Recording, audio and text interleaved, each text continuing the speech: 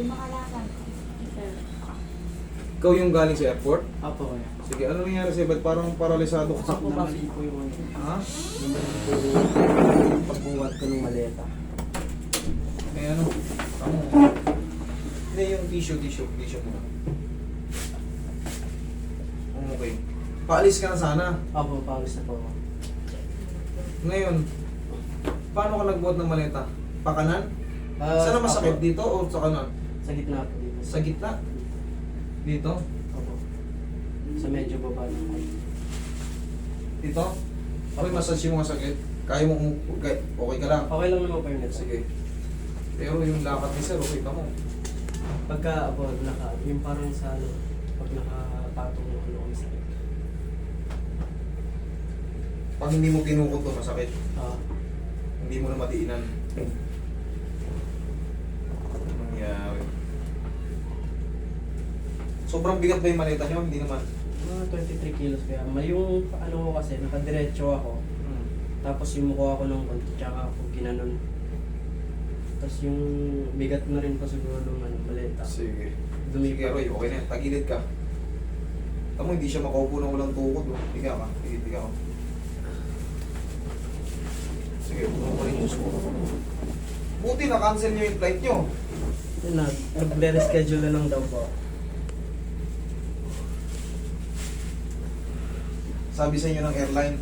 Opo. Kasi sabi mo, oh, hindi ako makatayo. Gano'n na. Hindi na po. Kasi nung una, didiretso sana ako kaso ano, ay hirapan ako sa pagtayo.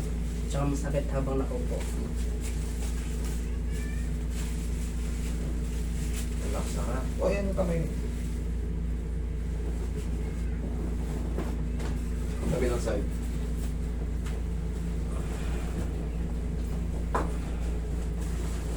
Kaninang maaga pa ba kayong ganito?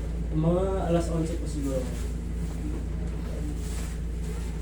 Mamaya makakaupo ka rin, makakalakad ka niyan ng maayos.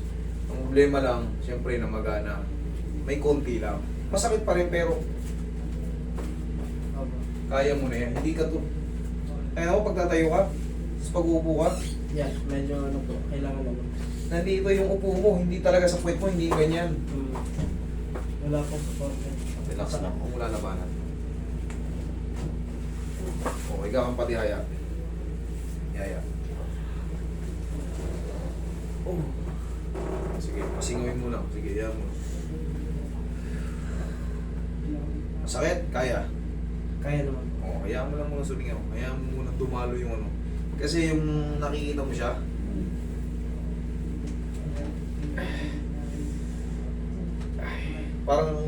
parang ikaw yung mahihirapang tumingin. Kasi pero ang sikreto lang dyan, pag nangyari yan, siyempre nagbubuhat tayo katulad yan, papalis na sila. Ginanon niya. Ganun nga po yung... Tak! Sakit na. Habang tumatagal yan, pasakit ng pasakit. Ang pinaka-the best na gagawin nyo, lumugutok. Ganun nyo lang. Tapos, kung may mga baon kayong pau, ganun mo lang. Okay na yan. Diyan ka lang. Patraksyonin na ka. Pinasingaw ko lang. Tapos na yan. Kahit mag-flight ka na ngayon ulit. Tapos pagdating mo ron sa ano, pahinga lang. Sige, kaya nyo na yan. Siksik mo lang ulit. Yan. Okay.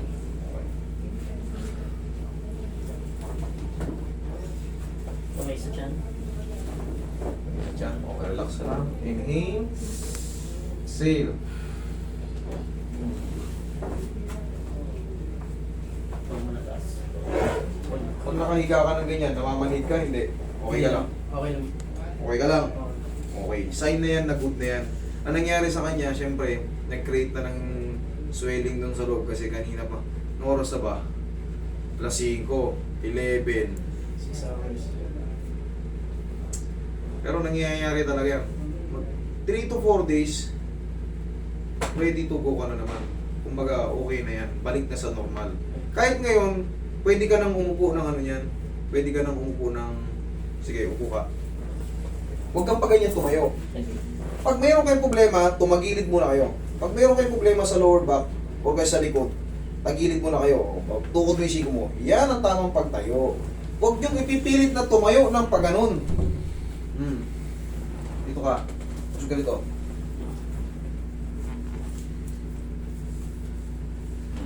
Amputan mo ng katawan mo. Sige, laglag mo. Sige, laglag mo ng katawan mo. Sige, laglag mo. Sige, laglag mo. Yan, sige, laglag mo na. Isa pa. Huwag mong tukod.